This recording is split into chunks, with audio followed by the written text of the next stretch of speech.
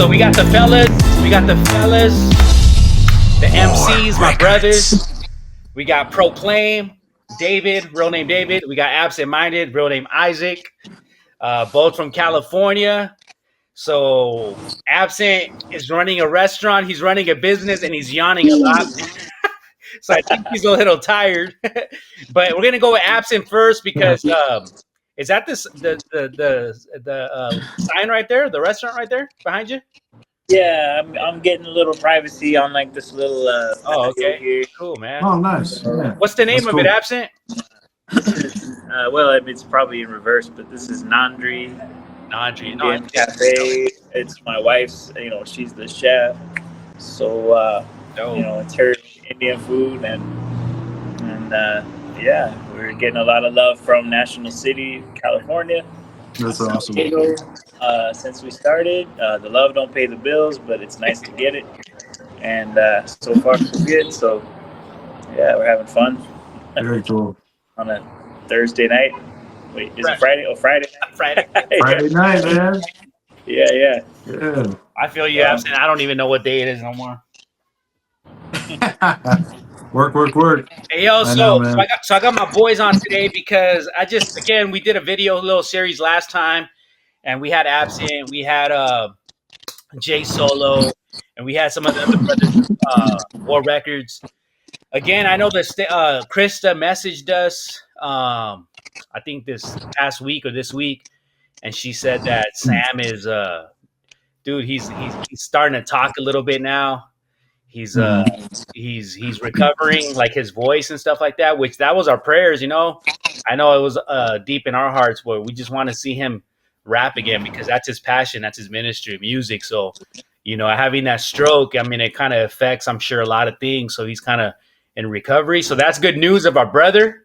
And I think, and I kind of want to make this video too, so that we can put it out and like, hey, maybe Krista can show him. So maybe get some words to Man of War through this through this medium. Sure. We got going here. So, so first off, Absent, to those who don't know who you are.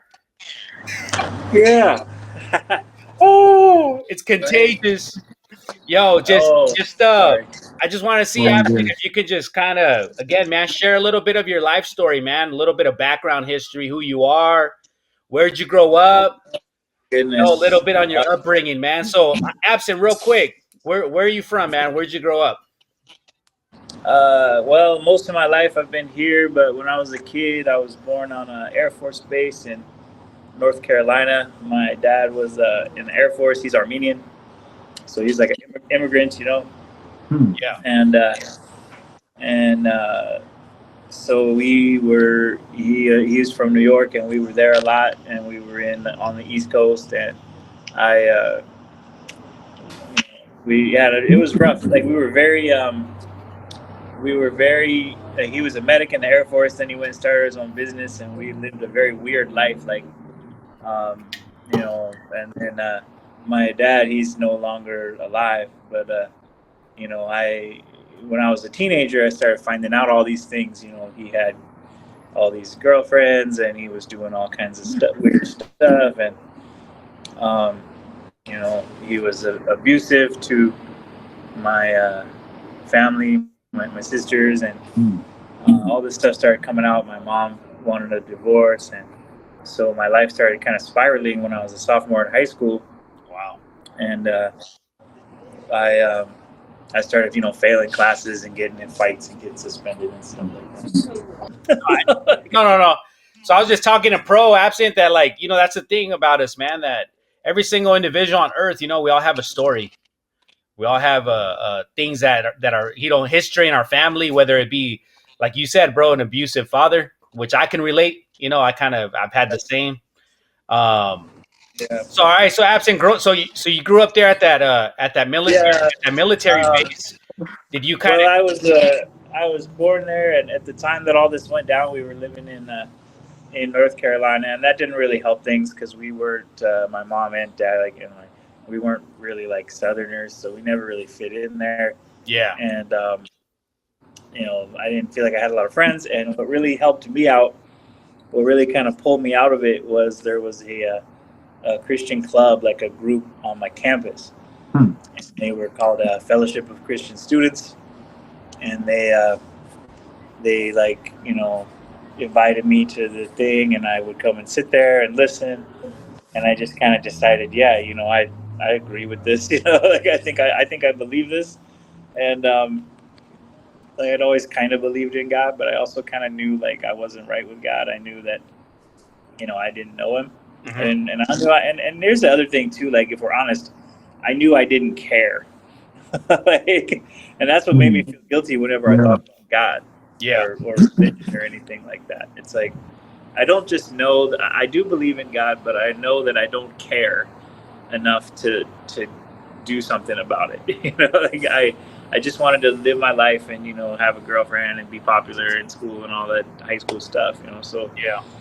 when eventually I got invited to this sort of a youth event, and I walked up and just kind of I kind of surrendered to Christ. I didn't actually say anything, at the time, but I walked up and I just kind of, I didn't tell anybody what was going on. It was just during the music time, but it was, and I got on my knees and I just was kind of, surrendering to God, and I realized I was forgiven. I realized I was going to heaven, and I believed in Jesus. So and I recognized, I felt like that weight come off of me, and I recognized that I was, that that God's presence was with me, and I started reading the Bible and learning more and wanting to be a disciple and going to church and all that stuff. And so that's really where it all turned around for me, and I started. I always like listened to music. I'd always like listened to a lot of hip hop music, and I wrote a lot of poems. But when I was a teenager, we moved to California after the divorce. And at first, I didn't want to leave all my new friends because I made a lot of friends, a lot of brothers in church, and I didn't really want to leave. And Yeah. things were starting to turn around, and things were going good. But I realized, that was God's plan, like for me to move here. So we moved to Riverside County, and I was there when I finished high school there, and I started being involved in a church down there. And there was this punk rock band. These kids, they were like high school. I was a couple years older than them. I was like 19, 18. And that summer, right after I graduated high school, they were like jamming in this band, and I would go and just kind of mess around with them, and I would do. Hold on, I'm so sorry. Yeah. A few days, nothing too crazy. What you got going musically, man? I know you always writing, or you've been kind of chilling a little bit. I kind of started writing again. Yeah. Yeah. That's what's up. I just wanted to. I don't know, man. It's been kind of feeling that burn inside me to get something out again. So Yeah. No, that's what's up, dude. Yeah, man, it's kind of like that weird time of the year too. You know what I mean? Like election and kind of just like that whole, true. Yeah. last, but now it feels right. You know what I'm saying? Like it's kind of, I don't know, dude. I don't know if it happens. I think it happens to a lot of people. Like just like that uncertainty. You know what I mean? Yeah. Like, man, dude, because I really didn't want that woman to win, bro. No. I was like, bro, like the state that the world's in right now, bro. Like we can't have her, bro, as a to be in leadership, dude. Yeah. Yeah. Realistically, I feel personally like we didn't have a president for 4 years. Yeah. That's kind of how I feel too. I mean, and it felt like that from day one. Yeah, dude. Straight up. And then it just got like progressively worse and worse, It was bad, bro. I really did. I mean, the only thing that was good is the Lord. The Lord through it all, really. That's for sure. Yeah. He's the one who holds it together, holds us together, bro. But I basically turned off politics for 4 years. Yeah. There's nothing there for me. Yeah. So I was just like, Yeah. I mean, I know where we were and where we're at now, with the potential World War III and just so much nations against nations and just all that stuff accumulating in the world. And, it's just a huge anti-God movement globally. Yeah. So it's kind of, it's interesting seeing how far into our own human degradation we've headed into just in 4 years under this type of a leadership. You know what I mean? Yeah, man. Very interesting. Yeah, dude, it's just been like, bro, just prices of everything, bro. We've seen it. Gas shot, dude. Like the groceries, like the most expensive place now, the grocery store, like the market, bro. Like I know. it's just wild. Dude. Like, and then especially us, who with families and children, bro. Like, I'm just like, man, Lord, like. But at the end of the day, it's just I think it's the testing of our faith. You know what I mean? I think that if it had any type of positive effect, is that it should have drawn us closer to the Lord. No, of course. And I think that's the thing about when terrible leadership is empower in a sense. It's kind of it just draws us closer to the Lord, man. That's really what it was. I mean, it should all lead us closer, but it just kind of it's more of a reason that does. You know what I mean? Just because we're kind of in a sense like it's like, bro, we know we can't put our hope in them. Totally not. So yeah, just also just knowing that God is sovereign even over that presidential candidate, at the time. So regardless of who it is, I mean, we know that God is in control. So yeah, dude, on my drive to work the other day, I kind of just had a had a kind of like a sense of like just sometimes you feel like a little sense of hopelessness in a sense. You know what I mean? I don't know. I think at least for me, like, I mean, not total hopelessness because I know that the Lord's there, but we just have seasons of just like of discouragement, and I think that's what it is, more of discouragement. And and I kind of heard a word, man, and the word that I got, man, was I listened to Renewing Your Mind, right, with like R.C. Sproul and the Ligonier Ministry. Sure. And dude, the word that I listened to was just timely. He basically reminded me in that podcast that like the righteous live by faith, man. Yep. The just live by faith, dude. And it's like a lot of times when we don't trust, when we're kind of going through discouragement, it's sort of like what RC was mentioning in that sermon. He was basically saying that sometimes we transfer our character traits or who we transfer that onto God, bro. Yeah. And that's why we don't trust him. That's why we don't trust him, because we transfer, who we are, bro, to him. And it's like, bro, God's nothing like us. And we can't transfer any type of way that we are into him. So therefore we can trust him. He could be trusted, bro. Right. And that's the difference, between holy God and sinful man. He's infinitely set apart. And that's why, in Isaiah, obviously he calls him, the Bible says that he is holy, holy, holy. He's infinitely set apart from his creation. He's not like us, I mean, he's never sinned. He has no sin in him. And we cannot comprehend that type of infinite sovereignty. You know what I mean? Yeah. No, for sure. I mean, it'd be impossible for us to fully grasp that infinite sovereignty that he possesses within himself. No, for sure. That's crazy. Bro, I had to take notes on that message just to encourage myself, and it's called "The Just Shall Live by Faith" on Renewing Your Mind. Nice. And what he says anyone can say they believe in God, but what it means to be a Christian is to believe in God. I mean, my bad, to believe, not just to believe in God, but to believe God. Mm-hmm. So to trust him when he speaks, and it says, and I think that's a differentiation there too, man. Not just believing in God, but believing God, man. Believing him, bro. That what he said is true. What he says is true, man. Taking him at his word, right? Taking him at his word, bro. Believing him, bro. Not just believing in him, but just believing him, bro, because he exists, because he's truthful. So this requires, and this is what RC said again. I just had to write it down, man. Just to encourage myself. This says this requires a crucifixion of pride, because there is no one more trustworthy than God. Why? Yeah. And then he asks, why wouldn't I trust God? When we don't trust him, it's when we transfer. This is what I was saying. When we transfer to him our own corrupt qualities, dude. Right. So we don't trust him because we transfer to him our corrupt qualities. But again, he's holy, like you said, and no corrupt quality can can enter him. You know what I mean?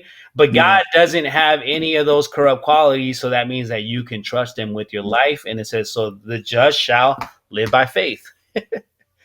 So Man, it's just dude. a mean encouragement, man, that Yeah. anytime we, even now, bro, with the new president, right, with Trump back in there, again, man, there's a lot of things I don't like about Trump, man. He's not a perfect dude. And his base, not to say, I mean, there's a lot to say about even the base there, man. I think there's a lot of bigotry in his race, bro. There's and I'm tripping, not his race, in his in the Republican Party, man.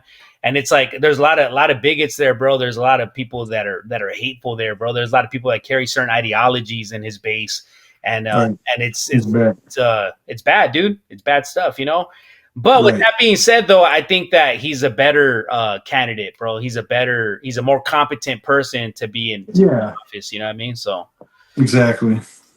But with that being said, I mean, the whole Republican Party, bro, that whole base needs, I think they're the Christian base, right? Mm-hmm. The so-called Christian side is what kind of is known. But at the end of the day, man, it's you can say you're a Christian, but really living it out, is a different thing. So yeah, exactly, dude. Sorry about that. Absence so back. We had an emergency situation. Oh no! That I was trying to talk to the owner of the building about. Oh shoot!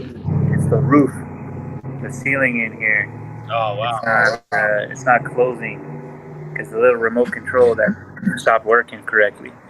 So, and yeah, he wanted me to pay for an electrician to come. I was like, that's not how this works, but it's not my fault. I rent the space, right? Yeah. I already paid for I've paid for plumbing problems. I've paid for stuff that I probably shouldn't pay for. I'm not paying for that. Yeah. But anyway, sorry about that. It was unexpected crisis. The guy's on his way here. So for sure. Yeah. Hey, Absence, you were on the part, and I don't want to hold you too long, but you were on the part. You were saying that so you moved to Cali. I started doing some rap stuff just for fun, and going to a lot of shows. And one rap group that really kind of influenced me a lot, a hip hop group, was LA Symphony, because when they were from like the 90s, early 2000s. Yeah.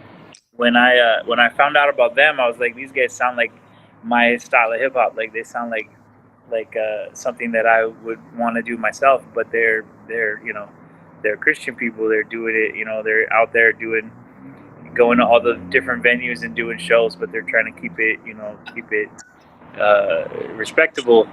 So I thought to myself, if I do music, I started doing, going to open mics and battles and all that kind of stuff. And I was like, I want to get to where I can perform with these guys, like open up for them. And it turns out that was pretty easy to do, because I reached that goal pretty quickly. We started doing a lot of the same shows, a lot of the same venues around LA and San Diego. And I met, when I was pretty young, I had never recorded anything professionally. Yeah. I met Man of War, and at this show in San Diego. It was him, Red Cloud, and Dirt. And these names I understand these names mean nothing to anyone under like 35. But they I started talking to them, hanging out with them, and somehow, me and Sam and I became friends, and he invited me to come and record a track with him in the Syntax Records studios in Lemon Grove. And that became like the first song I ever recorded, and like the first maybe second track on my album. So 2-3 years later, I had a full album worth of stuff, and I had done like a whole bunch of live stuff constantly. Like every weekend we were going out doing 1 or 2 shows, and then he asked me if I wanted to go on tour, and presented this opportunity to go on tour. They used to have this thing called Culture Entertainment that was like a booking agency, and they had booked stuff all the way over to the East Coast. So me and him and this one DJ, we went all the way to like New York, Florida, everywhere on tour. And that was my full-time job for a while, on and off for a few years. And long story short, I I settled down back in California when I thought I should, probably stop living like out of a van and start, having a life for myself and everything. I became a youth pastor, and a year or so after that, I met my wife and we got married, and that was a long story too. When did you become a youth pastor? Yeah, it was like 2007, 2008, 2007, like end of 2007, and so we were there for like 10 years or so almost. Was it 10 years? No, we were there. No, not 10 years. We were there till like 2014 ish, and 2013, and then we started doing another long story, but we moved to Tennessee for a couple years. We were on this ministry that we were taking teams of other artists out on tour, like younger artists, and kind of mentoring them and hanging out with them, and then we moved back here. And hold on a second, sorry. Oh man. Oh, okay, never mind. We're good. Good. Yeah. So then so we moved back here, and Sam, he was already doing like the War Records thing, and we were on the first one, and like I was there when he started doing War Records. I was there with him from like the very beginning, doing it with him, and I released a little 7-track like EP thing on War Records back in 2016. We did a little tour in India where we gave out that album for the first time. Is that the Blood and Water? Yes. Okay. Yeah. So when that album dropped, I remember 2016 was a great year. I was in Hyderabad, and we did like 5 shows, hip hop shows in Hyderabad, and that's a part of India where, like, maybe it's getting a little more popular now, but like there weren't a lot of like hip hop things going on, but people were going like crazy for it. And right. And so that album released, and it was a really good, for you can see it. Blood and Water. It was a really good result. Yeah. So that's when I finally moved to San Diego to plant a church, I was like, hey, I was all excited. I was like, hey, Sam, I'm coming down to San Diego. We're going to be doing all this stuff together. But then he went and moved to Nebraska. So, like, the timing of it was like, why are you moving to Nebraska? That's like the middle of nowhere. It was, So, but he was here in San Diego when we had our first day. Like, he was there when we launched the church, like on the launch day. He and Krista performed, like the two of them. And, obviously we've been in touch, and we recorded a bunch of stuff together. And when it comes to music, he's definitely like kind of the closest person to me when it comes to like people that I would do music stuff with. And probably, he was always the person I would call if I wanted someone to come do a show or whatever, or he would call me, and like, so, we were always real close. And this has just been, Sam, if you're watching this, I know you will be. This has just been like a really crazy time of just praying, and it's like all you can do is pray. So there's nothing else you can do, even if you want to. I mean, you can help in some small ways, but like really, as far as like the trying to help a brother out, like all you can really do is pray and just leave it in God's hands. And it really reminds you that nothing in life is certain. It's all like it's all a gift. So, absolutely. I had a question, man. Yeah.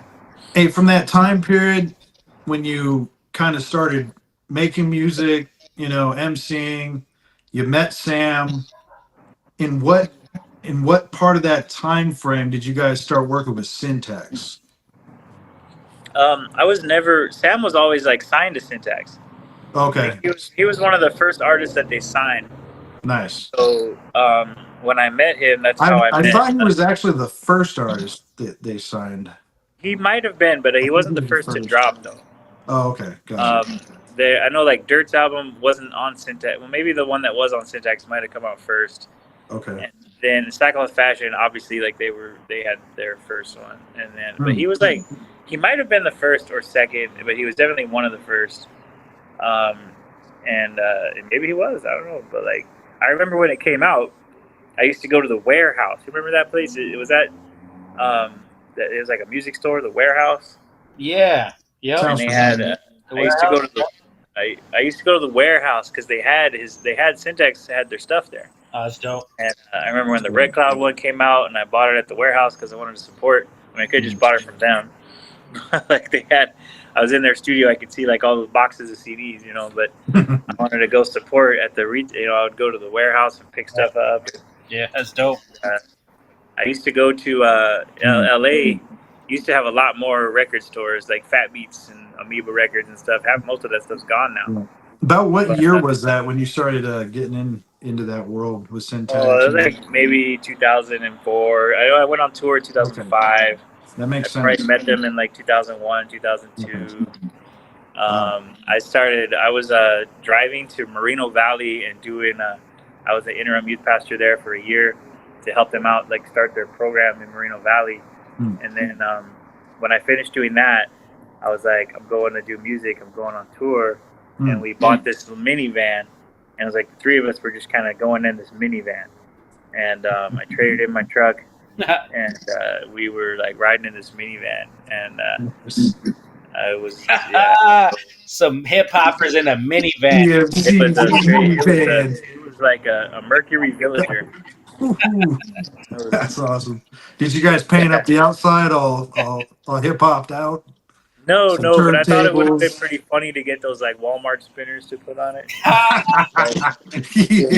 I can see you doing something like that too, bro. It really drives the point home. With your Adidas with 4 stripes. Bro, I got pulled over in that thing so many times just because of the California plates or whatever. Oh, we were just constantly getting pulled over. Yeah, and it was my job. You know, I was the talk to the police guy, right? Like, what's the matter, officer? that was me. It's like, hey, that was my job. So nice. One time we were on this tour with these other bands, and one of those bands was like Bad News. Like they were like this kind of gutter punk band. You know, they sounded all right, but they were kind of like older guys. But I don't know, they'd gotten weird. And so when it would kind of fall on me to kind of MC the show and introduce the bands. And I don't want to make this into a long story, but like this band, when it was their turn to play, we started noticing their lyrics, and it was like really hard to miss. So it was like very it was weird because you don't even hear people talk like this, but it was like, you know, you flaming F word, like not the other F word, the 4-letter word, but like the other one, right? Yeah. Like, you're gonna burn in hell, like stuff like that. Oh wow. It was very you know, they had this song called Bombs Away. And it was like about blowing up an abortion clinic. That's wild. And I'm like, well, that's a little extreme, but there's nobody inside, right? And the guy's on the mic like, shoot them in the head, send them back to hell where they belong. I'm like, oh, that's crazy, man. Right? I guess you know, this is like, oh, it's crazy. I never met people like that, and they were like this old gutter punk rock band. So we were doing this show in Portland, and there was all these people that, like, you know, street kids, you know, they're homeless kids, were all there at the show. There was like a skate park, and it's full of street kids all there to watch these bands. And they seen these guys, and they, you know, they weren't feeling it. So like, and I was like, my turn to get up there, and I was like, hey, I just want to say that all these bands, you know, they're just kind of independently here. They don't really represent the rest of us, you know. Exactly. And but it was, so when they would be like, bomb, bomb, bomb, bomb, bombs away, shoot that doctor in his head, like that was the song. I still remember it. So like, and even before, that's catchy. Oh yeah, good stuff. Even before we found out about the lyrics, we were like, you know, we weren't really feeling these guys. Like they were just had an attitude, you know. And so Sam, I remember the first time that Sam walked up to me. We were at this like barbecue, and they were there. That's when we first met them before we saw them play. And Sam was like, "I don't like those guys." I don't blame him. I don't like those guys. I don't like those guys. He just wasn't getting a good vibe off of them. So then we heard the lyrics. Were, oh, okay. And eventually they got kicked off the tour for that because they actually started getting into it with some of these street kids. Like somebody started booing them, and they were like, "Oh yeah, you smoke crack, but you're criticizing this punk band like you live under a bridge." They were like, they were like some straight edge guys, you know.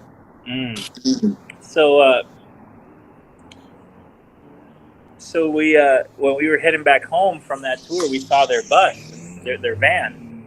It was like stickers all over it. So we saw their van in front of us, like about a half mile ahead of us on the freeway, going down from northern, like going down through like Redding and everything. Yeah. We were like, hey, that's their van. So this DJ that was with us, he was kind of a funny guy. He was from Kansas City. He was just a kid. He was like, let's throw a soda at him. And he had like a big gulp, like a giant big gulp thing. He's like, let's throw this soda at them. I was like, no, you can't throw a soda on the freeway. Like, you know, it won't travel through the air. It'll just splat on the ground. You know, like, we're going too fast. So I'm like trying to, you know, I'm like, let's not do something dumb like that, right? But then Sam's like, yo, we could do it when they pull over.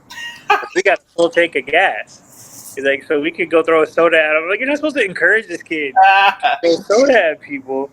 But Sam's like, yeah, bro, we could do it when they get off the freeway. Then we could throw a soda at them. I'm like, I guess. So I guess we could do that. And so we're following them. We're trying not to get too close. We don't want them to see us. You finally get down this. They go down this like side road way down towards this little town called McLeod. And it turns out they're looking for gas. So they pull up to the gas station. And this DJ called DJ Schools, he's like, he had a big old fatback, you know, Sharpie thing, and he was like, what, a fat cap, whatever you call it, the big Sharpie. Yeah. Yo, I wrote bombs away on it.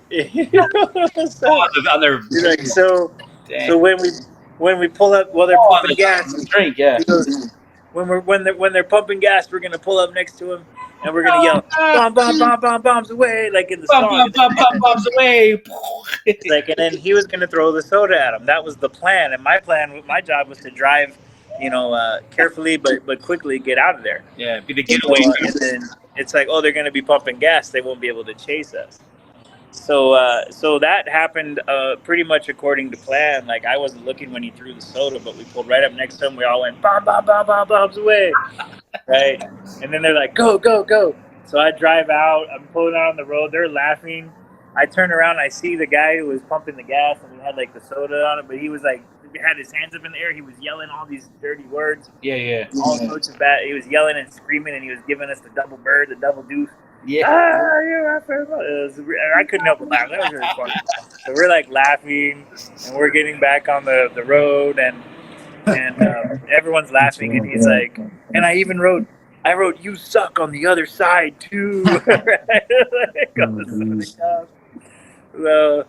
that was chapter 1, but the reason I'm telling this story is because in that minivan we got arrested. Basically, we got pulled over. So we got back on the freeway, and Sam was like, don't go too fast, but don't go too slow, and all of a sudden there was like a sheriff's, there was like a highway patrol, and there was another one, then there was a couple more. And I'm like, did we do something wrong? It's like, I'm not speeding, I'm good. And they're like, well, the lights aren't on. And then all the lights come on. We get pulled over. I get out there. I look up, there's a ghetto bird flying over us. Like, they sent the helicopter. No way. And it's like the Redding PD or whatever. And man, whatever it was. And so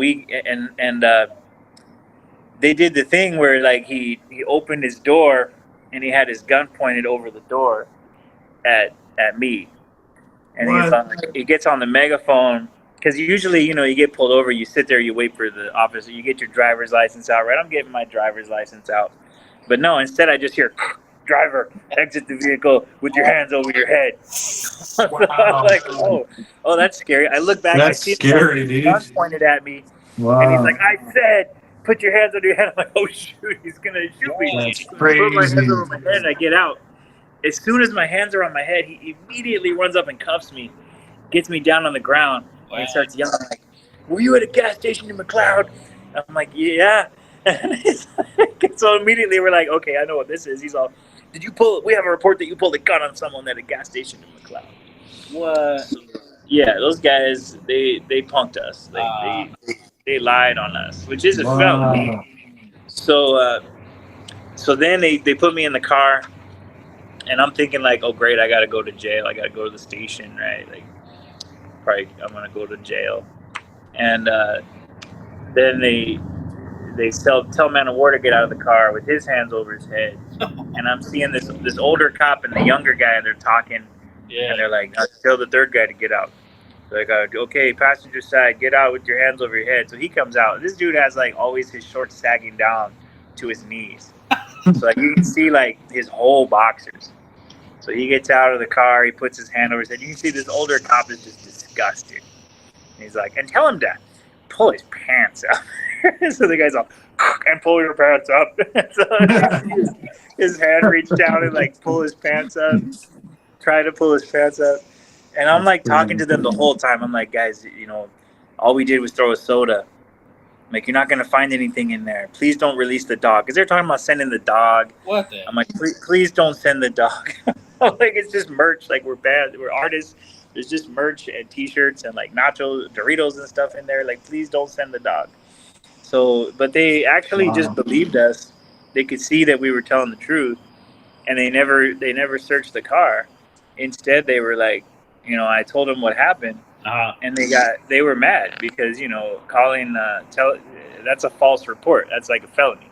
Yeah, big time. So, you know, we didn't know those guys' names, but we gladly gave them the descriptions, and like they're banned. And I guess I'm thankful that I never saw them like drive by and laugh at us. I think they were laying low after that. But yeah, that minivan. We got arrested in it. We got pranked in it. That's a crazy story, man. Yeah, we got arrested. We got thrown in the car, but we never actually got arrested. Like, they didn't, like, you know, print us and book us in or whatever. Like, so I'm like, well, that was a close call. I guess we're back in the car. We're driving. I'm like, okay, we're never gonna do anything that stupid again. And they're like, that was awesome. We didn't get caught. That was great. I'm so glad we did that. So they didn't learn anything. But Sam is he's a serious family man, but he definitely likes to have a little fun. Yeah, he likes to have fun. Like, and that's funny, dude. That's funny. That's pretty wild. Those are dope. I like those stories, man. Those the behind the scenes, man. Those gems. Yeah, we have a lot of tour memories. You know, it was good stuff. That's dope. That's cool. Yeah. Hey, yo, Ab. So I know you're right there at the restaurant and stuff. So last thing I want to say, bro. So what's the deal now, man? Musically, like as far as like what you got going now, man, creatively, other than the project we're working on, of course, with War Records. And I know that one's been slowly, steadily, but you know, getting done. It's always like that, especially when you got a lot of artists in the mix, you know, and everybody has to communicate. What's going on with you, man, as far as music wise? Yeah, okay, so real quick. Yeah. I feel like I have like one really good full length in me. There's some stuff I've been performing for years that's never even, you know, been released or anything. So just if you think of it, you know, just pray for me. Yeah. Somehow, someday, I'll have time for that. Yeah. Just gotta drop it, man. In the meantime, yo. Yeah, you know, one song at a time. In the meantime, because I feel like when I write now, that it's the best. You know, I feel like I'm at my best. Like, even though I'm older, I feel like as far as like how easy it is to write and how it's coming out, how it's sounding. So that's like years. That's years of rapping. That's years in the craft. You know what I mean? Yeah, that's pretty much easier. It does become easier. Over 20 years, bro. In the meantime, Sam and I, we recorded a 10, song thing with the two of us. That's dope. Called Sub Creators, and that is, as far as last I heard, it was done. Like it was, everything was recorded for it. Yeah. So I'm really looking forward to. You got the remote? Yeah. Okay. I'm looking forward to hearing that because it's been so long since we worked on it. You know, I don't even remember how it all goes, all the songs. But I know it's sitting there. You know, ready to be released at some point. I know there's quite a few War Records projects that are that weren't released but were pretty much done. I think it's like a really a cool thing that Sam had released his project and then some singles, and he was really starting to roll on it. Yeah. And then he's got this compilation coming, and so I really the new stuff that we recorded just recently. Yeah. I really like the way it sounds. I'm really excited to hear it come out, and pretty much everything new. Like there's just a lot of new stuff, and it's just a matter of being able to take the time. I have my career. I had my my full-time little music career. It was fun, and I'm not young anymore. I'm not trying to go out and hustle and blow up or whatever. But as a hobby, it's really relaxing and fun. Absolutely. So well, Lord willing, one day I plan to with you guys, man. I know not a whole tour, but at least hit up a few cities with y'all, man, and rock with all you bros, man. That's my desire. Have a few dates. Yeah. Oh, that would be fantastic. Yeah, I mean, not a I whole still tour want to do because we can't. You know what I mean? We're grown up. We got to be at our jobs, etc. But dude, I look forward to like when we can rock as a squad, and you know what I mean? Yeah. And then obviously you guys can rock your own singles. You know what I mean? Your own music. Yeah. And you have a spot here you can come and do music at. So at least for now. So yeah, I think it would be fun, and it's not that far of a trip. So you guys can come to San Diego. So yeah, man.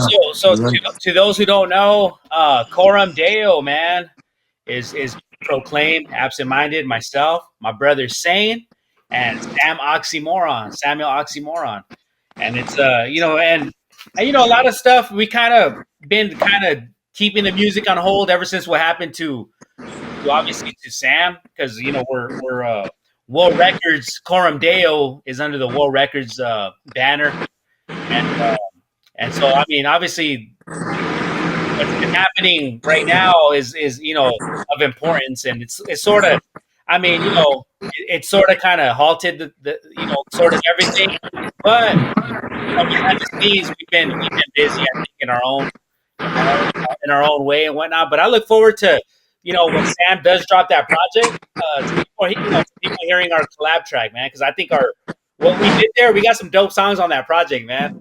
As Coram Deo, so it's a really dope project. So.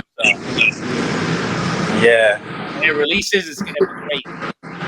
Yeah, there's a lot of music just kind of ready to come out, so it's gonna be fun. Oh. Yep. Most definitely. Well, Absent, thank you, homie. If you want to stick around, I'm gonna get on Proklame next. But if you gotta work, I understand that too. So it's okay. Yeah, I gotta get ready for dinner. Okay, bro. Cool, Friday man. night, it should be a good one. So yeah, for sure. Thanks for inviting me. I will let you carry on. So that Absent Minded, y'all. That's the homie. That's the homeboy. That's the MC. He's also a pastor, and he's a restaurant owner. He's a very busy man. And you know what? Absent is just such a, just from me speaking, and Absent is just a dude with a big heart, and he just sincerely just cares about people. He loves hip hop. He's a dope MC, super ill, and just and I'm happy to say, honored to say, he's my brother in Christ, man, and nothing but love to Absent. So I'm sure Proklame's got some words real quick. Yeah, man.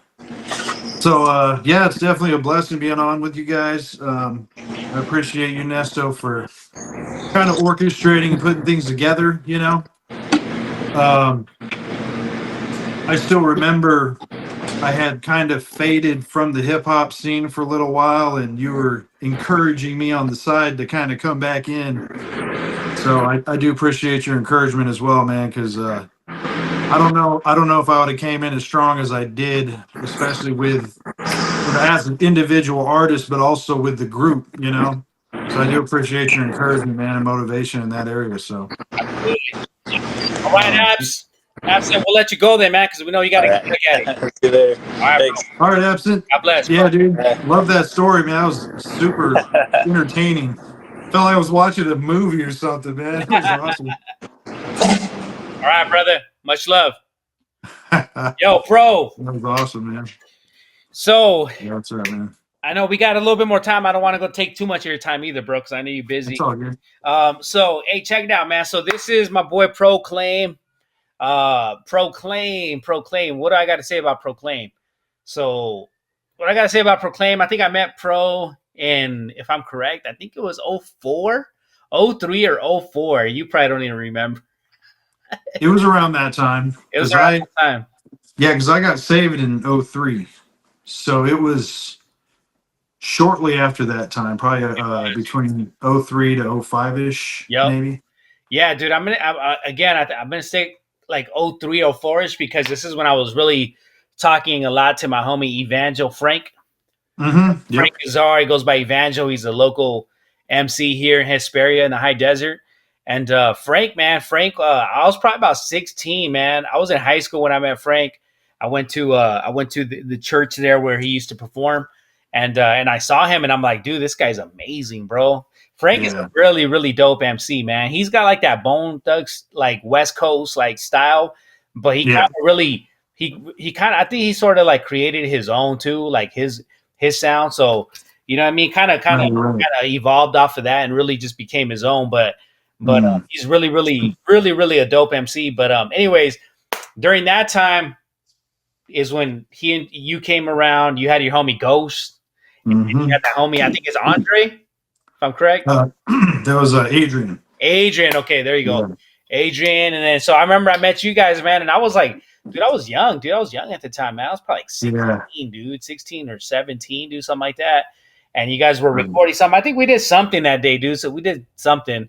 And I was just like, I remember listening to y'all, bro, and I was like, man, this is amazing. Like that just gave me more inspiration, dude, just to spit, just to rap, man. But anyways, Pro, also after that, I know we never really kept in contact after that because it was just kind of like Frank kind of, brought that whole thing together. But then shortly after, I think that we kind of continued to be in touch. I don't know how, but I think through Reveal, through Paul, another friend of ours. And then, I think around, if I'm correct, dude, I think in about, 7-ish or something like that, or 08, dude. Yeah. You were introducing again. I've told you this before. You kind of introduced like John MacArthur, John Piper, and just sort of like the reform type thinking to me. And at the time, man, I was at a Pentecostal church. I was just kind of like, I don't know, man. I didn't really understand into that, but slowly but surely, God was kind of like sowing those seeds.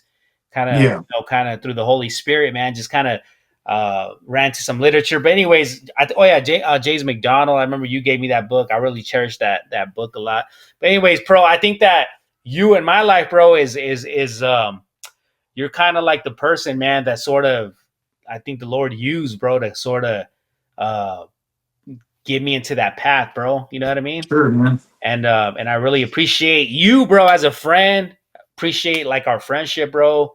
Who you are. I remember when you were just dating your wife for a few years before you even got married. And so I think, over the years, I think we always had like that, like that time, that periods where we didn't kind of talk again. And kind of back again, as I was looking for a church, I reached back to you and you're like, yo, check out, the church we're going to. And so now me and Pro go to the same church. And then not only that, but, we're still connected. We still do music. And now we're actually, again, part of our crew. We never actually done anything together. We've always done like collabs throughout the years. Certain projects. I've been on some of your songs. You've been on some of mine. Yeah. And now, me and Pro are just, with this Coram Deo, man, we're just sort of just continuing to grow, man. And I think that, again, Pro's a really, really dope MC, man. He's a lot of you guys who don't know who he is. He doesn't have his stuff on like iTunes like that, but it's soon to be on there, his own stuff, and it needs to be on there. I keep telling him that, and I think it will. And I can't wait till it is, man, because I think that he's the type of MC that people got to hear. He's just a really, really dope MC. But Pro, with that being said, man, tell us a little bit of your upbringing, man. we got like, what we can keep this like, for 20, 25 minutes, I would say. Just a little bit of your upbringing, man. Like, where did you grow up? Um, Again, man, just family history, Sure. introduction to the faith, and the path to hip hop, and, Sure, sure. and where you're at now.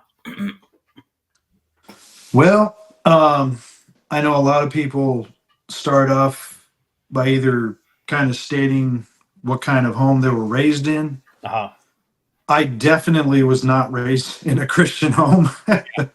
um, I'll just start off when I was like 13 years old. I think that's when I started personally getting high myself. I smoke a lot of weed, experimenting with that, just getting into a lot of trouble, hanging out with a lot of bad kids, bad friends when I was younger. Partied a lot. I was living in a home where, my parents partied as well, but it wasn't just them. It would be, you have all these apartment complexes together, let's say about 6 in total, 3 on one side, 3 on the other. And everybody partied together, just like a normal way of life. You know what I mean? So, and that lasted for quite some time. I mean, from being in my teens up till 17 years old or something like that, when I was living in those apartments it was in Apple Valley, they called it the Flats, which is like the ghetto of Apple Valley, right? Yeah. I mean, it was known for having shootings. It was known for having, just violence and just prostitution and drugs and stuff like that. It was a bad environment, even though it was in Apple Valley, little Apple Valley, right? It was mind blowing how much exposure to sin I had got exposed to at such a young age. And so at 13, about 13 years old, started partying. I met some homies across the street. They were from some Los Angeles gang from Whittier. My buddy was they called him Sporty, but my good friend Sporty was my best friend at the time. After I had met him, I was kind of into like Bone Thugs, listening to Bone Thugs and Harmony. His number one hip hop group was Wu-Tang Clan, and I'm like, man, why do you listen to that stuff, man? That stuff's whack. I wasn't a fan, right? Yeah. But he got me listening, dude, and their abstract lyrics and their style of delivery and all that stuff. Eventually, I got hooked, and then I started kind of like really liking the Wu-Tang Clan, and I think with the West Coast underground hip hop scene and the Wu-Tang Clan and like Bone Thugs and Harmony, all that going through my mind because I would be listening to it so much. I started writing with kind of like, kind of that open lyric style of hip hop, just that boom bap sound. I didn't have like any solid delivery or anything like that, but we would just write, bro. And I remember all the in minds when you did that, or was it just like a freestyle type, like an open set? Yeah, so all the kids in my little I call them kids, we were 15 years old, whatever, right? So all the guys and stuff in our little party group, we would have this little microphone hanging in the bedroom, and we would record it on this tape deck, dude. And so we would all take turns freestyling on this, we'd go back and play our little tapes. One of the biggest motivators for me to start writing at that time period was a buddy of mine. They called him Kamikaze, or Ken, right? This dude was, at the time, he was like the dopest rapper that I ever met in person, right? Mm-hmm. And he had that underground hip hop, that boom bap sound. You can even look him up on SoundCloud now. His stuff's out there, Kamikaze. Obviously, none of us are Christians at that time. I met him real young, probably 13, 14 years old, something like that. I was real young, dude. So just hanging out with a lot of these influences, Yeah. And then but I do remember my first tape. Mm-hmm. I think I was I don't know exactly what led me to even get that tape. It was not because I heard of those artists or anything, but I just told my dad, I said, hey dad, I want to rap the tape, can you take me to Walmart, you know? And my dad's like, I don't know about that, son.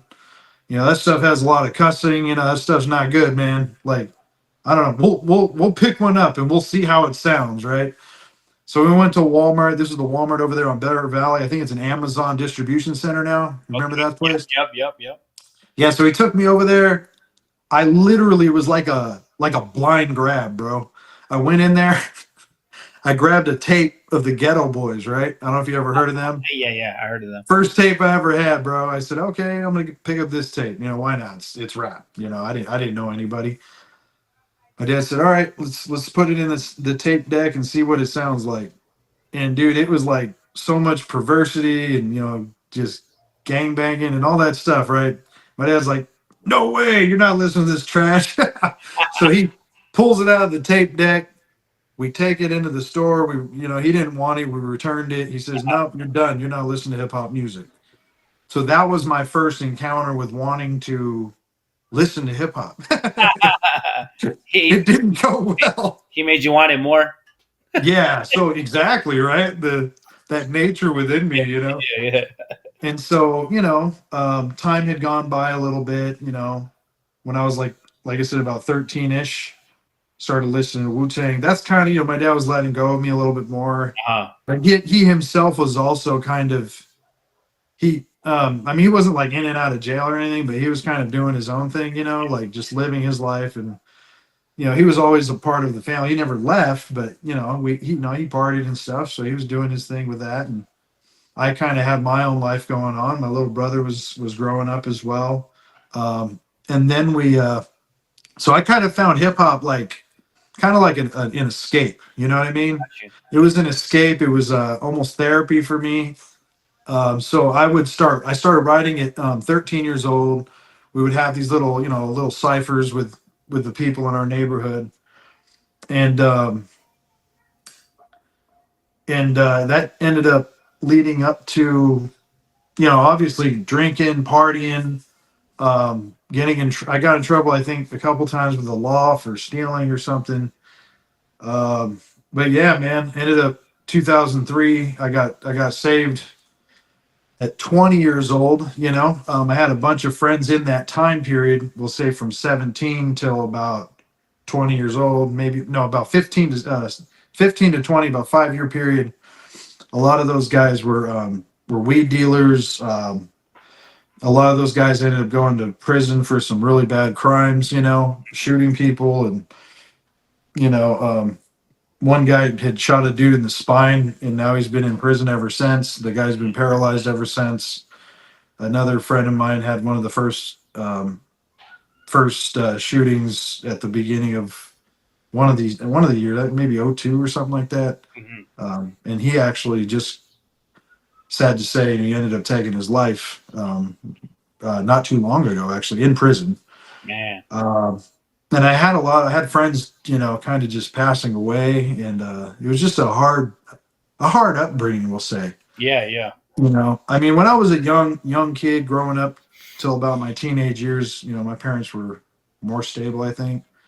But as I kind of grew off into my own path, I'm not going to blame anyone for my sin. Yeah. I started doing my own thing. You know what I mean? I don't ever want to make anyone think or feel like, you know, I was a product necessarily of my environment or whatever. But because I chose my own path, I lived my own life, and so I do drugs, party, you know, just hang out with the wrong people, you know. So anyways, long story short, let's say between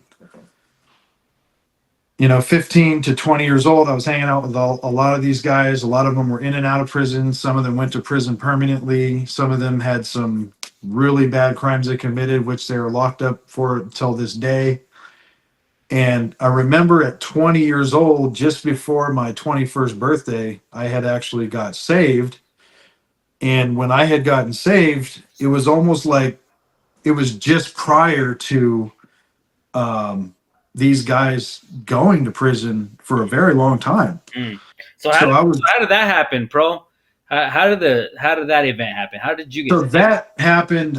So as you were mentioning, this guy Adrian and my buddy Adam, which had filmed some of our videos with us. Yep, Coram Deo. Yeah, Adam. So those two guys. So Adam, I was partying with Adam and Sporty or Robbie.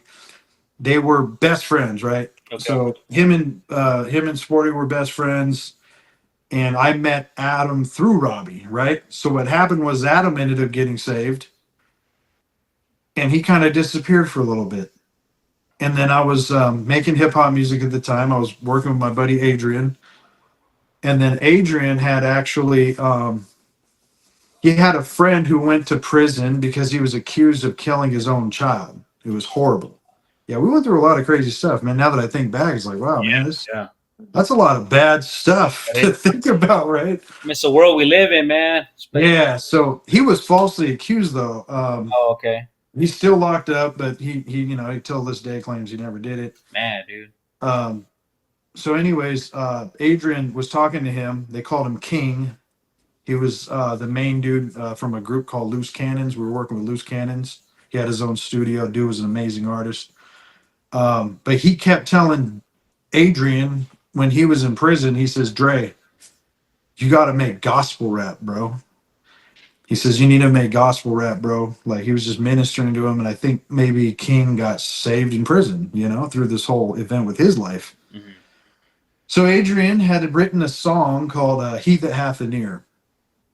He That Hath an Ear, he was reading the book of Revelation, and he had wrote the hook. And the hook, I believe it went something like, he that hath an ear, let him hear what the Spirit saith unto the churches. Nobody's perfect or worthless. Every person hasn't heard this, but they need to. God has food for the soul, and he'll feed you.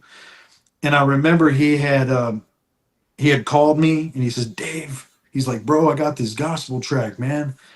He's like, listen, and he was rapping it to me, and he was so passionate about it. And I remember he called his dad, and he was rapping it to his dad, and he was just rapping it to everybody, this Christian rap song. And I thought, cool, man, good for you. That's an interesting genre, interesting style. Never heard you rap like that before. But Adrian ended up getting saved through reading the Word of God, through reading the book of Revelation and writing that song. That's dope. It was very interesting. He got saved through that. So he started going to church. He met my buddy Adam, right? The guy I was partying with. So now I got Adrian and Adam, two good friends of mine that I was hanging out with at the time. They both meet Christ at the same time, right? And in that time process, we would just hang out, but I was spiritually dead. So there was really no fellowship. But I was like, so Adam came back to Robbie's house, right? We're partying, we're smoking, drinking, getting high, drunk, whatever. He comes over, Adam does, and he doesn't look as smooth as he once did. His mustache is not the same. He's just he's not trying to act cool. Was that Adam? Yeah, Adam. Yeah. He had a shirt that said addicted to Jesus or something. And I was like, okay, that's different, And he was telling me, about the Lord and how God saved him and all this stuff. I was like, oh yeah, good for you, man. That's cool. Yeah, good for you. I'm high, I'm drunk. How do you respond, right? I don't know. Yeah. So anyways, one day it was about a week before my 21st birthday. I believe it was on a Friday night youth group. It was down here on Village. There was it's right next to a Little Caesars pizza place over here on Village in Mojave. Okay. And there was a little youth group over there. There was a church called Grace Awakening Ministries. And anyways, they were going there at the time because Adam was friends with some girl that he knew from high school, right? And her dad was a pastor. So he's like, oh yeah, we'll go to this church, we were, they were baby Christians. They really didn't have solid biblical foundational convictions, I guess. Mm-hmm. They just wanted to be a part of a Christian thing somewhere, right? So that's where they were going. And I remember they had invited me out on that Friday night. And they say, hey, man, they're going to have tacos and we're all going to be hanging out, just having a good time, man. It's like $5 a plate for a youth. It was a fundraiser for a youth group outing. It says, you're welcome to come on out and hang with us, right? Yeah. So I said, okay, sure, man, I'll go, I didn't go. I went for my friends and I went for the tacos. I didn't go for God. I didn't go for Jesus. I didn't go for nothing Christian, right? Mm-hmm.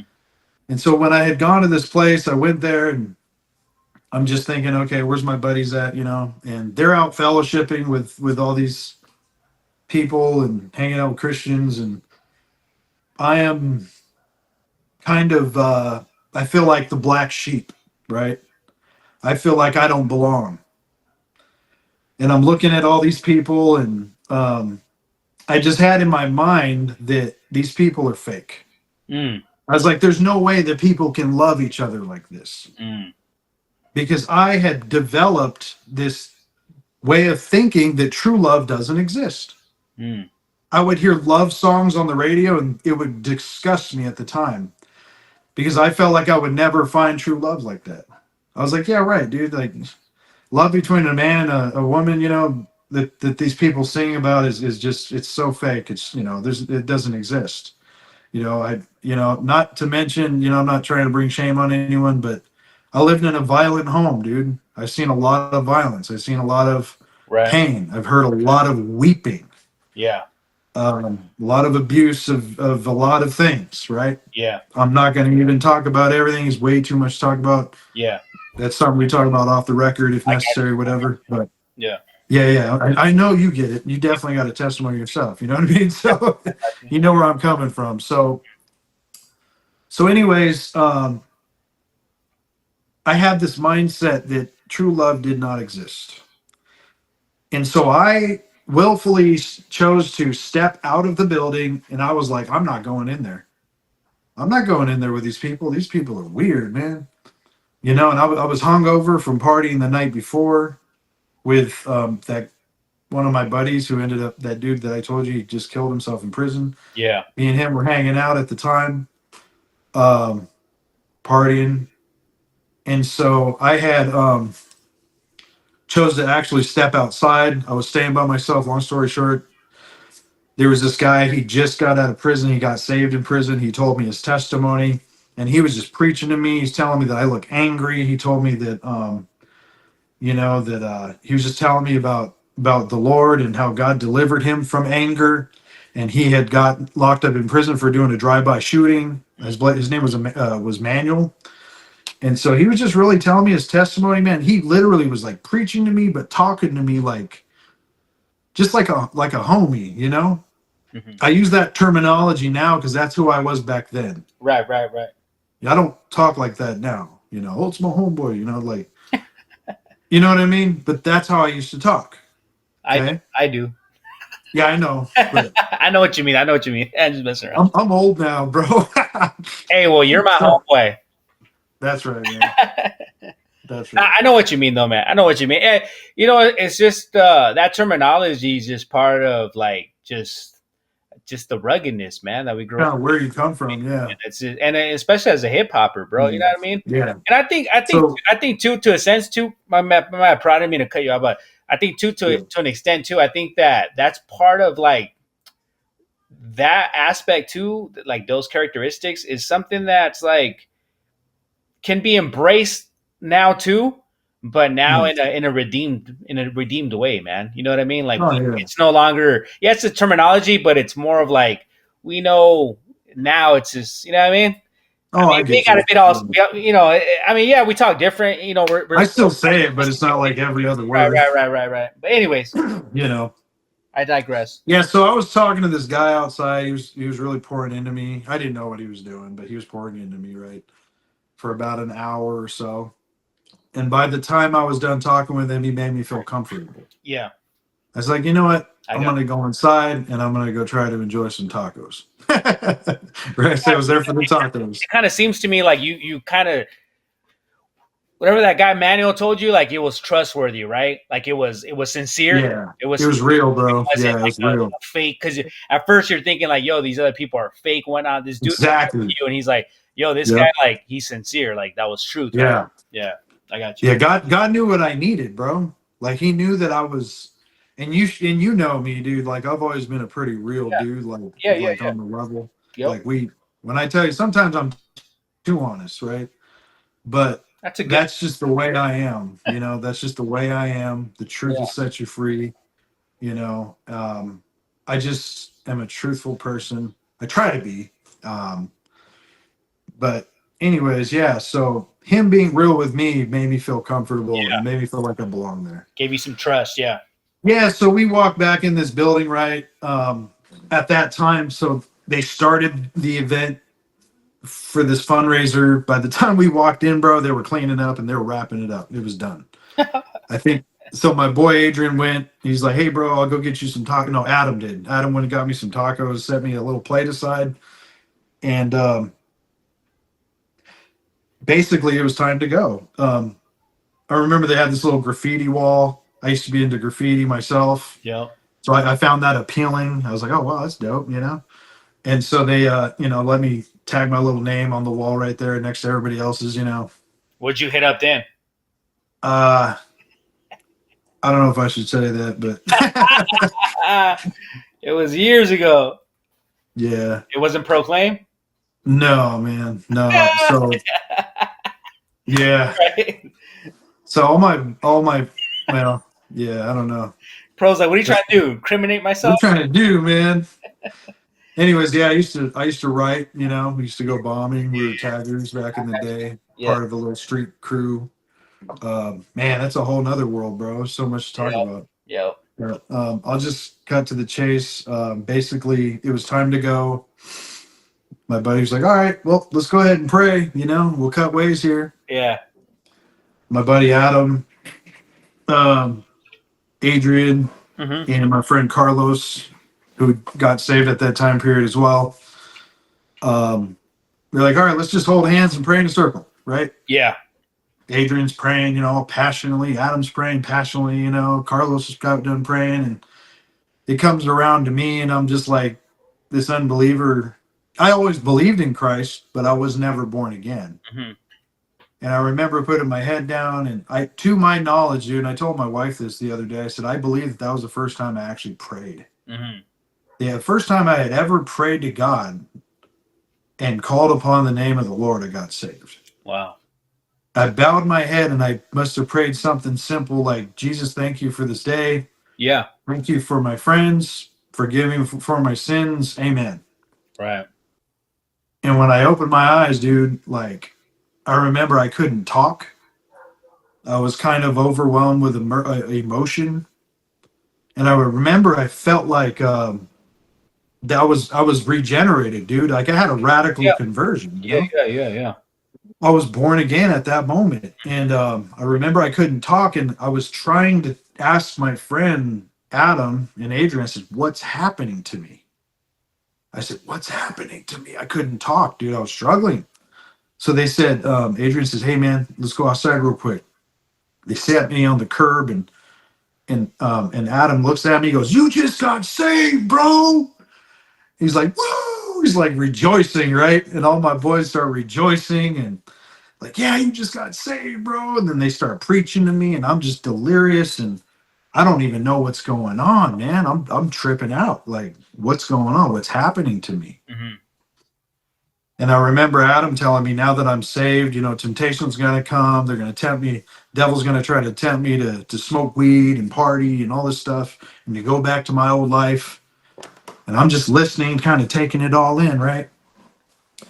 And in that moment, here's the crazy part. I actually smelt weed flowing in the air in that back alley as I was sitting on the curb weeping, trying to figure out what happened to me. Yeah. It's been a long time since I've actually told this. My conversion story is crazy, right? So I go home that night just feeling wrecked, emotionally drained, a new creation, not understanding what just happened to me. I walked through the hallway. Love you, Mom. Going to bed. I was 20 years old. Went to bed. Woke up the next day, and I remember going outside, and it was like the trees were brighter green. It was like I picked up the Bible, bro. It was in the living room covered in dirt, and I wiped off the dust, and I opened it, and it was like, now this is an interesting part, because I used to try to read the Bible when I was getting really high. Yeah. And it was always the wrath of God. Mm. God's wrath, judgment, condemnation. As soon as I had opened that Bible after I was born again, dude, it was just the love of God, mercy of God, God your Father. The Word of God became living. It became living and powerful to me, man. And yeah, dude. So that got me on a hunger for the Yeah. Word of God, Yeah. because it was What did you now, read first? You remember? What did you open up? Matthew or what? bro. I believe it was the New Testament. Okay. I don't. I believe it was actually. It could have been the Gospel of John. Okay. I'm not entirely sure, but I didn't have any I got you. like direction what to read. But You read. You remember you read love instead of yeah, conquer. there was something talking just like God is love. I don't know. I'm not sure what it was, but it seemed like I would say that I knew that when I was flipping through those pages, it wasn't just that one page; it was multiple pages. Yeah. But I felt like God was speaking to me. I love you. You're my child. You belong to me. You know what I mean? Like everything I would read, it had to do with like the fatherhood of God, the forgiveness of God, Mhm. the mercy of God, the kindness of God, um, just the benevolence of God, right? We say in theology, Mhm. omnibenevolence, the all goodness of God. Mhm. So that gave me such a hunger. And then, as First Peter talks about, as newborn babes desire the word, desire milk. You as a Christian should desire the pure word of God, right? And so that's what was happening to me. I was a baby Christian. I was freshly born again, dude. And that Bible, you couldn't separate it from my hip, dude. Wow. Everywhere I went, I was in the Word. Yeah. I'd go see my family. I had that big Bible with me, man. I still got it on the shelf back here. As a matter Nice. of fact, it was an NIV. It was an old NIV. It was actually one of my dad's Bibles. But yeah. So anyways, the next day comes around. I'm reading the Word, and I remember coming into my house, and I was just a firecracker, dude. And I look at my mom, and I said, "Hey, Mom, yesterday I got saved." And I said, and Jesus is my Lord, and He's my Savior, and He saved me. And I'm no longer under the wrath of God. And like I'm born again. Like I'm a new person now, Mom. And then it was just like clicking. And I'm like, you guys are gonna go to hell. I said, Mom, Dad, you guys are going to hell. You guys need Christ. You need to repent like right now. Turn from your sins, turn from your evil ways, start going to church. And my dad at the time didn't like that too much, and he kind of pushed me out of the house. So I start running for the door. Yeah. So he was kind of, he was obviously opposed to the truth, like to my conversion. Yeah. I mean, and plus I think too, that's the tendency. Like that's from what my experience from looking at the conversion of a believer, man, that's that, what do they call it? I know there's a term for it, but it's like that on fire, the emotions are high. Yeah. You know what I'm saying? Like that. Right. And obviously you're just into the faith. So it's like, it's Sure. excitement, but you don't know how to measure that. And then Yeah. sometimes you kind of come off like condemning people. You know what I mean? Like, Right. it's just what happens. Like, But you're not trying to, right. It's just what You're happens. just so fired up because you've got this new experience and you met God and the Bible's alive to you and all the sins you were locked in, bro. It's not that I just quit doing them. God transformed me and I didn't want to do them. I didn't want to get high. I didn't want to smoke speed. I didn't want to hang out with dirty girls or go to clubs or make worldly hip hop music anymore. And once again, there you go. And so I oftentimes say I feel like my life didn't begin until I was 20. I was dead up until I was 20 years old, man. And then when I was 20, it was about a week before my 21st birthday. It was probably towards it was a week before my 21st birthday, so I would say about June 2003. That's when I got saved. So we're going on 21 years now of being saved, right? Yeah. It's been a long time. It's crazy.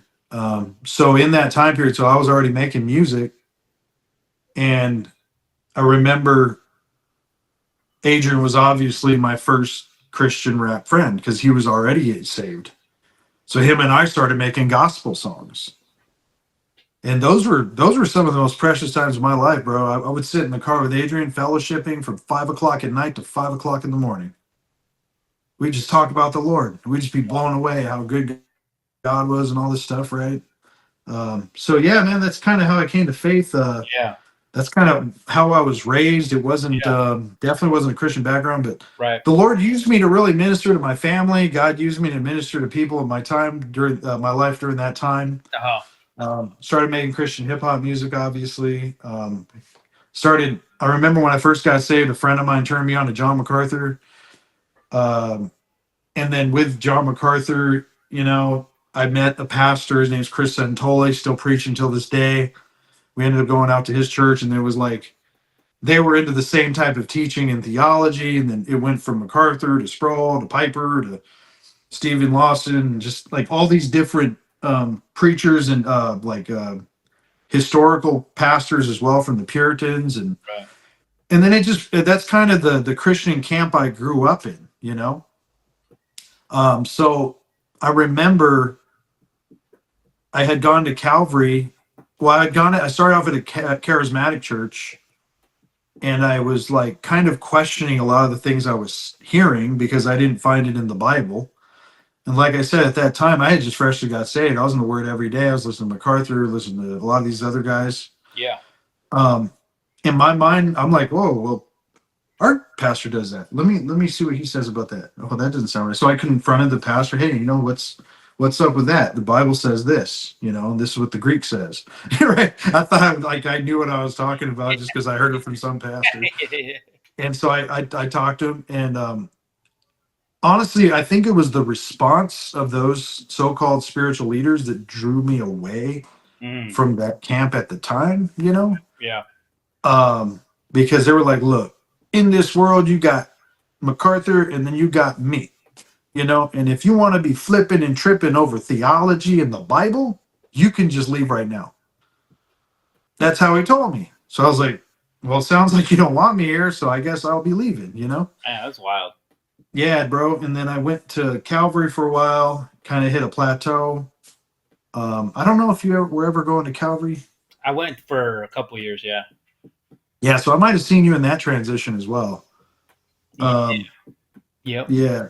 So yeah, we kind of had similar paths, man. I think like when you, I don't know, man. I mean, all Reformed theology is, bro, it's biblical theology. It's just another word for biblical theology, because people get thrown off by the term Reformed theology. You know, they're like, what is this? Is this a new thing? It's like, nah, man, it's just, you got to understand a little bit of historical theology, right? In order to make the point there, you know. And it's like understanding how, you know, the history of the church and whatnot. So that's why I always tell people, man, it's just the Bible, man, is what it is. Yeah.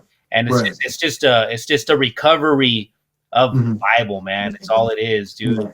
You know, so I think that a lot of people that kind of go through that path kind of do go through, at least for me, you know, like being exposed to, you know, a Pentecostal church, which I often say the church I went to operated more like a cult because they had a lot of cult-like characteristics, you know. Sure, yeah. After that, I kind of, again, man, God's grace working in my heart. Obviously, for you at the time, so you know, seeds were sown. Then after I went to Calvary for a little bit. I actually got married there to my wife at Calvary, and then shortly after a month of being married, then God takes us out of there, which I think. Yeah, you met me in my cage stage. At the what? My cage stage. What does that mean? When I was a cage stage Calvinist. Yeah, probably. But I didn't even know what I was. I just believed a certain type of theology, and I understood that to be biblical. Yeah.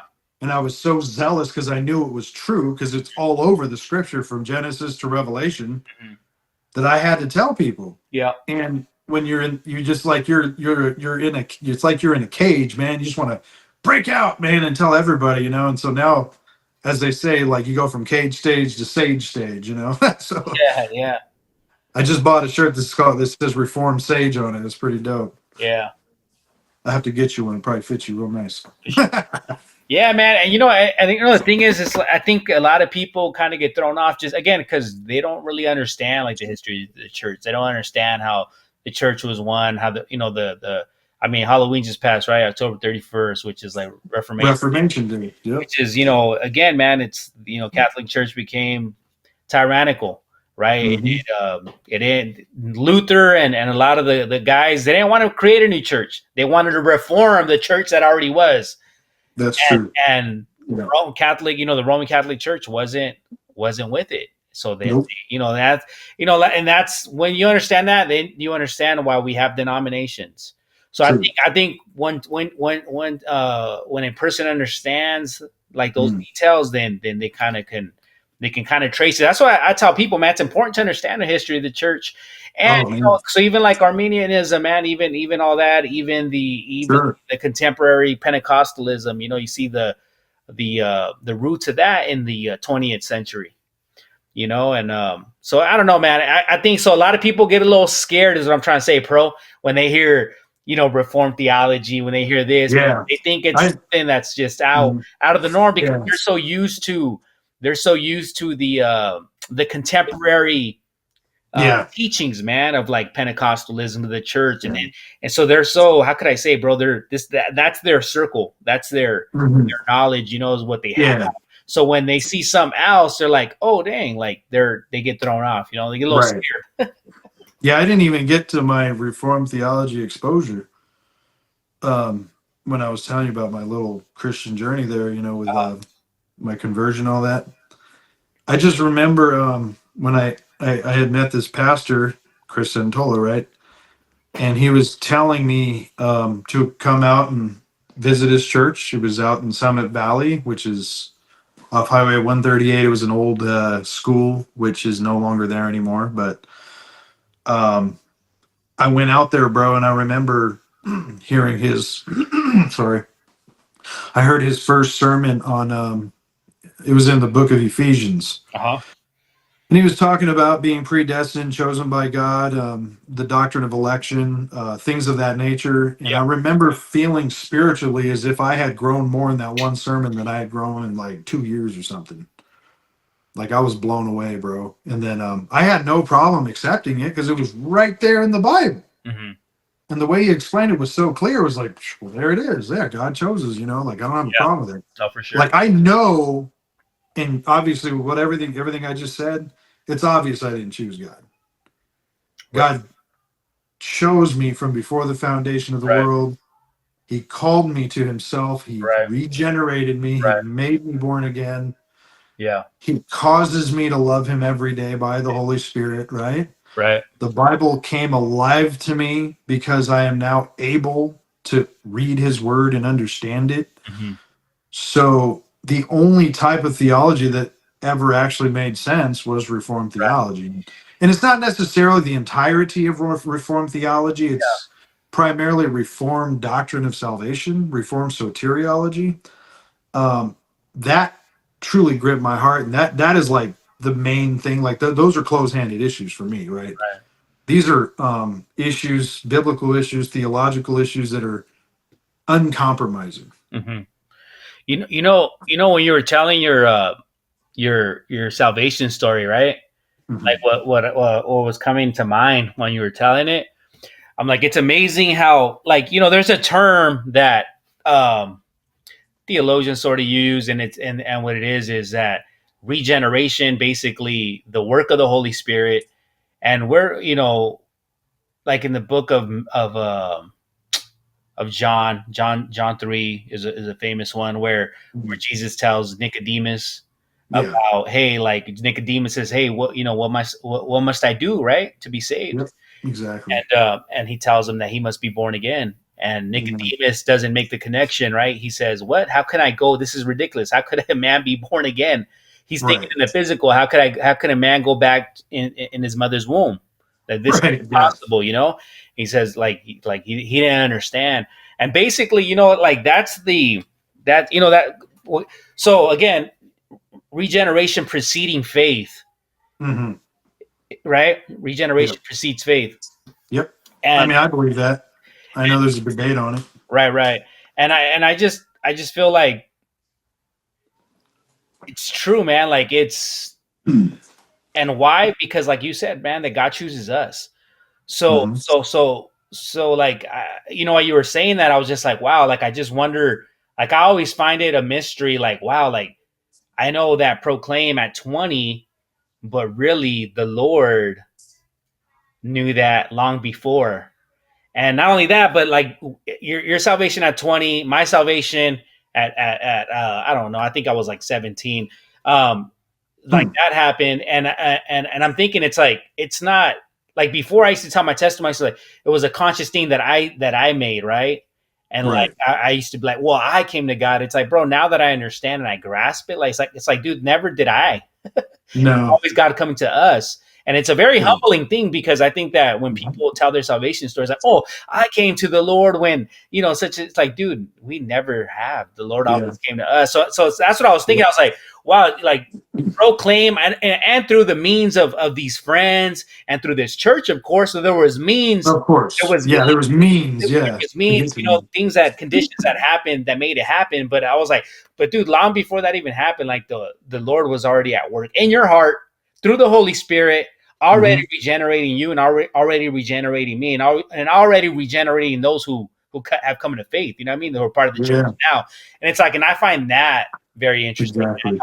how the Lord does that, man. And I'm like, you know what? It's like no one can come to him, dude, unless the Spirit regenerates them.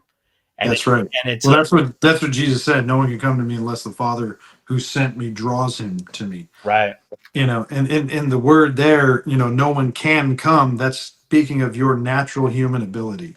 right, You are unable to come to me yeah, you're unless able, God Himself, and the word for draws him to me is actually the word for, it means to drag. It means to drag a dead person to Himself and give life to him. Even in the same way that He gave life to the very first man, Adam, and then, when Adam and Eve sinned in the garden, it wasn't them who were seeking God. They were running from God because they knew themselves to be naked. And then God sought after them, and then God covered them with the animal, right? right, The skin of an animal covering their sin, covering their shame. Once again, another picture of an innocent animal being sacrificed for the sake of covering mankind's shame. mhm, Right there in the book of Genesis, like the prolegomena is the first gospel, the prologue. That's where we see the gospel start, and then just so many different places throughout the Old Testament where Christ is revealed, through types and shadows, and right, right, right, and so now, as believers, it's such a blessing because we have the full revelation of God. We have the full canon. The canon is closed. There's no new revelation. That's why people need to be aware of modern day prophets. right, right, Everything God meant to say, He said in His Word. yeah, And as we were talking off the record earlier, I don't know, maybe you'll edit that in. I don't know, but you were talking about taking God at His Word, yeah, believing God, right? That's what believers do. You believe not only in God, yeah, we but believe, you also believe God and take Him at His word. yep.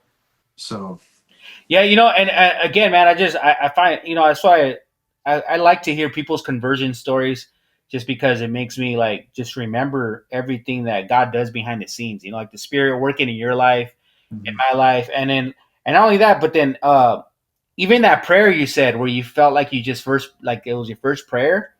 I'm Right. like, and again, like we talk about regeneration preceding faith. Yeah, like it for sure does. But then that prayer, you have that faith.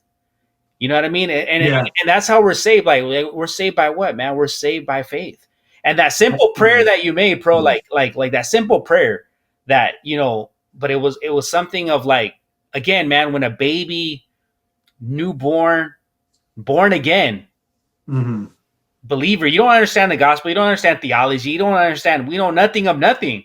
But what Nothing. we do understand is that we believe that there is a God, and we're praying because Mhm. we're believing, and, Sure. and because nobody just prays, like no one in their right mind just prays just to pray. Like no one would feel comfortable praying and not actually believing that you're praying unto something.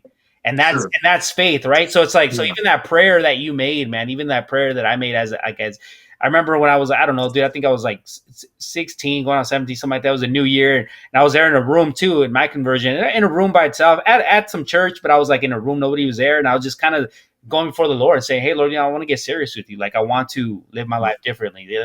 And the Spirit is already working, you know, but even that prayer, like, I didn't understand nothing of nothing, man. I didn't understand nothing. But I think that's the faith, man, is that we're saved just by believing, man. We're saved. We're really saved by faith. Again, regeneration precedes that. But simply, man, I still, you know, again, like Abraham, like when God called Abraham, same thing. And I think Paul makes that case in the New Testament, is that that's our salvation, man. Is that when the Lord says, hey, follow me, this is what I'm going to do. And Abraham simply believed. And that's why it's us, man, you know, which Paul makes the case in the New Testament. There's a whole thing there, which we won't go into, but it's the same thing. It's the same thing now, man. It's the same thing now when a person, when someone becomes born again, they're not going to understand everything, but what they do understand is that, you know what, there's a God, and they put their faith in him. And as just like as a baby, dude, like I think about my boy Zach, who's 2. Like, I'm his pop, and he has faith. You know, he doesn't know what's gonna happen tomorrow, but he knows that I'm his pop, and I'm gonna take care of him, right? Like, he just has like that. That's us, bro. Like, as baby Christians, we don't know everything, but we do know that there's a God, man, and that's just a beautiful thing that God saved us just by that faith, dude. And to simplify it, I mean, dead men don't believe. Right. Dead men don't call. And that's why regeneration. That's why regeneration has to be, you know, has to happen. That's why you need a spiritual birth, like, and this is in connection with your regeneration precedes saving faith. Right. Because a lot of people say, "Oh, I chose Jesus. I believed in it of my own free will." You know, this is ABC Christianity: accept, believe, and choose to follow. Right. Sure, you know, maybe some of those people have continued to believe their whole life, truly, but it wasn't their decision as a dead person to come to life. It's impossible. In the same sense, it was not Lazarus's decision to raise from the dead on his own will, but only by the power of Jesus calling him from the dead. Jesus says, Lazarus, come from the tomb, right? Come forth. Yeah. He didn't just do that. Jesus called him out. All right. And he was raised from the dead, not only physically, but also that was a perfect biblical illustration of what happens to us spiritually. Right. Yeah. Spiritually dead, raised from the dead. Now we hear the voice of our Father. Now we hear the voice of Christ. And that's humbling. Jesus says Jesus says, those who are my sheep hear my voice. Right. And that's humbling. And that's humbling, dude. That's humbling because we're not coming as like self-righteous people saying, hey, you know what? Like, no, like nah, I'm going to change my ways now. It's like, nah, dude, it's like if there is any desire for, you know, for the love of God in our hearts, man, it's because God placed it there in the first place. And that's what I'm trying to say. It's like you said, dude, like dead man, you know, all dead man can do is what? Stink. You know what I'm saying? That's a good one. Yeah. Like, dude, it's like you can't, bro. Like, you can't. Yeah. And I think that's amazing. And I think, you know, when I understood that truth, I'm like, it's very humbling, man, because I think there's a lot of self-righteousness and a lot of pride, man, in Christian circles. You know what I mean? Yeah. When people don't really understand just biblical doctrine, man, especially the doctrine of salvation. And it's very humbling. We realize, like, wow, dude, like if it wasn't for the Lord, like I wouldn't be where I am now, you know? Yeah, I mean, Jesus, the only people that Jesus actually condemned were the self-righteous. Yeah. Or those who it's almost like they knew more than the things of God. Mm-hmm. They prescribed more rules than God even intended on us even keeping. You know, and Jesus hung out with tax collectors and sinners, the worst people of their day. Yeah. And we're the same type of people that God reaches out to and calls to himself. Yep. I mean, he called fishermen to be his disciples. You know, these are fishermen. We don't know how they talk, but just imagine a bunch of sailors. Mm-hmm. These are men sailing the seas of Galilee, rough, rugged, beaten down by hard work. You know, if they had Jewish cuss words back then, I'm sure they did them, said them, right? Probably a bunch of drunkards. Who knows? We don't know. Mm-hmm. But Jesus calls these men to be his representatives on earth, you know? And so, you know, I know that we're kind of limited on time at this point, but, Yeah. you know, needless to say, man, all who God calls, even as Paul says, God chooses the foolish things of this world. Yeah. God chooses the weak, you know, to put to shame the strong, right? Mm-hmm. God's choosing this type of people to make his glory known through weak vessels. Right. Like there's like weak pots of clay. Right. They can just crumble, you know? So, and God would choose no other way. That's the way he's always done it, you know? So that's what, you know, God's kingdom is truly upside down, man. right? Yeah. No, it really is. Like, it totally is, bro. Yeah, like how creatures here on earth operate, like that's not how God does it. Like even in the incarnation of sending his son. Yeah. Like how hard do you have to work to be anything in this world? Yeah. But yet to be someone in the kingdom, you have to be the least. Right. That's why the last come to God empty, right? Right. It's like, man, dude. That's why the last shall be first shall be last. Amen. Yes. I mean, totally. God's I don't know, man. The more I see that concept, it's amazing, man, because he truly doesn't operate or sees things how we are. You know what I mean? I want to show you. I got this yesterday in the mail. MacArthur had a little interview. It was like a Q&A, and he had mentioned this. There it goes. It's called Biblical Doctrine, by John MacArthur. This is basically a single volume through the entirety of Scripture. Man, this is awesome. John MacArthur's version of systematic theology. Dude, that's awesome. Yeah, there's Wayne Grudem's and all them, but dude, like I just picked this up. Normally it's like $75, but on the website I got it for like $35. Bro. Oh dang, that's dope, dude. Definitely gonna have it. So this is my new little excitement. I'm gonna try to chop through the whole book. It's kind of fat. But... Thanks for sharing that, dude. Hey, yo, bro. I know we've been on here for a minute. Last 5 minutes. Sure. Yo, last 5 minutes, bro. Again, I appreciate your story there, man. I'm sure a lot of people are gonna be inspired by that. Yo, so talk music now, man. Like last 5, I know, and it's okay. I'm happy with what we discussed because we got no, for sure. But yeah, just talk music, man. Like just the hip hop, what you got going, what you're working on, with what Coram Deo's got going, and just the state of hip hop and what you see there, man. Yeah, so we got that song we made. Gosh, I forget the name of it. We were supposed to launch it like on Easter. Still hasn't dropped. Yeah. But we're gonna drop it soon. So we got that track we made. Dope boom bap sound. We got a track we did called Weapons Manifested with our bro Absent Minded, who was just on the channel. Dope track. That one's straight through War Records. I think our first track through War Records. Weapons Manifested. Yo, do that hook real quick. Weapons manifested, handed down from the heavens, connected. Manifest light like projection, collection. Blessed representatives detected. These elements we use to shatter the infection. I know my verse better than the hook.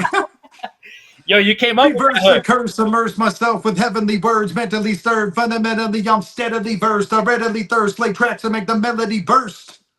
Woo. Yeah, so that track was fire, man. I can't wait till it gets dropped. I love that hook, bro. You killed it with that hook. Well, we cut it 3 ways, man. It went real nice. So we got that. We got the projects we're working on. Music-wise, I just kind of started writing again. I kind of go through these little seasons where I write, you know, and like lyrics are just like consuming my mind. And so I kind of found a happy medium with my music, you know, because when I first got saved, it was all like Bible, right? And then I went into this. And then after listening to guys like Man of War, guys like Absent Minded, Syntax Records, you know, Absent mentioned LA Symphony, guys like that, people in that Christian underground hip hop world. It kind of made me find that, like I said, the happy medium where I want to be like biblical, theological, but utilize the vocabulary that God gave us to put that together. Gotcha. And it's like in a big form, Got you. That's why you'll hear me using some complex words and like interesting like delivery schemes and things like that. So which is a part of hip hop too, like just big time.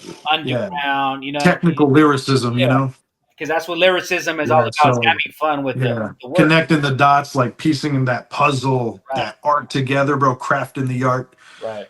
So, I'm always writing on my own, no matter what.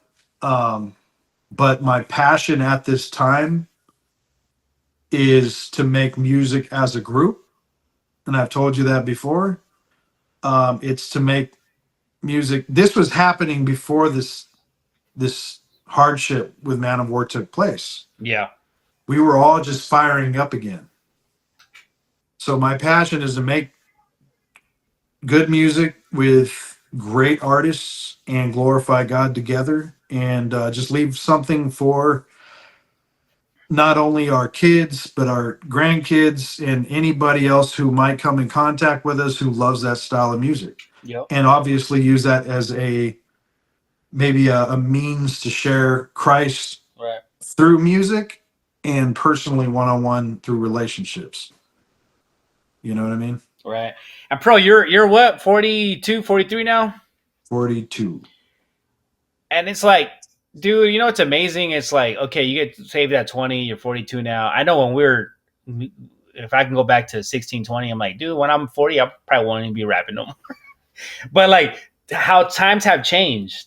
Like we're a product of, like, again, bro, the I mean, we listen to the golden era, we listen to the 2000s, etc. But we've always carried lyricism as always, it's carried on. It doesn't just live in the golden era, right? It's if it's lyricism and it's true, it's going to continue, and it has been.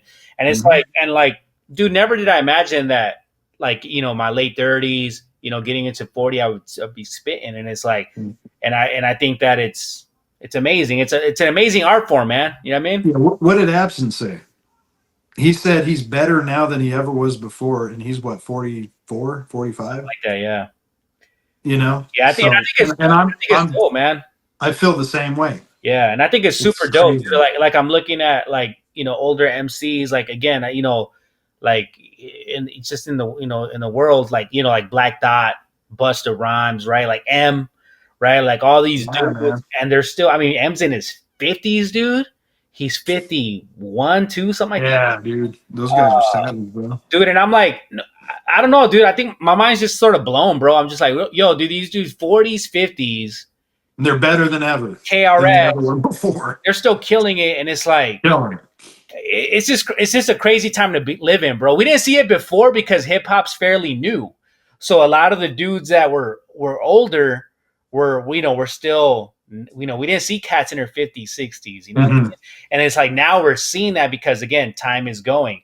So now we're seeing a different transformation of things, man, an evolution of things. And it's like, wow, now now we see, like, wow, dude, you could really be in your 40s, 50s, even in your 60s. And dude, still, it's amazing, dude. It's really amazing to see. We saw it with rock and roll. We saw the dudes still shredding on the guitar, still doing their thing. Oh, yeah. And then like now that we're seeing it, now it's crazy to see it in hip hop, dude. And to me, it's like, it's not an age thing, man. It's like, if you still have a love and a passion for it, man, and it's something that you continue to want to do, then why not? Sure. And there's a huge huge group for that style of music. Right. For the boom bap, for that real hip hop feel, sound, like, I mean, how often do you kind of sit back and say, man, like, is anybody making the music I love anymore? Mm-hmm. And so what do you do? That's on you now. Yeah, exactly. That's what we're going to do. We're going to make the music that we want to hear, and that's what we're trying to do. That's what we're going to do. When I approach music, I never think age. I get what you're getting at, though. That's very important. But when I approach music, I always, it's an inclusion of everyone. You know, from the kids to the why not? That's true. Why shouldn't the kids dig it? Absolutely. If it's really something that's like, if whatever's ill is whatever's dope is dope to me. You know what I mean? I'm speaking selfishly. If you're making good music, if it's really good music, then bro, like the younger kids are gonna dig it. They're gonna catch on. The kids, it's like, that's true. You know what I mean? But I also agree with you too. We came from a certain, and we want to hear that. You know, so it's also, like, oh, man, where's that? But I also want to just carry on tradition, man, and just teach the younger of like just the craft, man. Lyricism, bro. It's timeless. Yeah. It's timeless. Yeah, and on top of that, a lot of the guys we're working with on this project, these dudes just spit absolute fire, man. These guys are dropping serious bombs, bro. Every track dropping on every platform is fire, dude. The beats are banging. I appreciate every one of these artists, you know. Man, Jay Solo, Dirt, yourself, you know, Sam Ox. Gosh, Absent Minded, obviously. Just a lot of the guys that are putting work in. Arlo Blue with the beats. And there's so many other artists and people coming together to support this project for the sake of the glory of God and love for our brother, right? Right. And obviously a unification of the body of Christ in a very serious time. I don't want to get too far into it. We can talk for another 3 hours, obviously.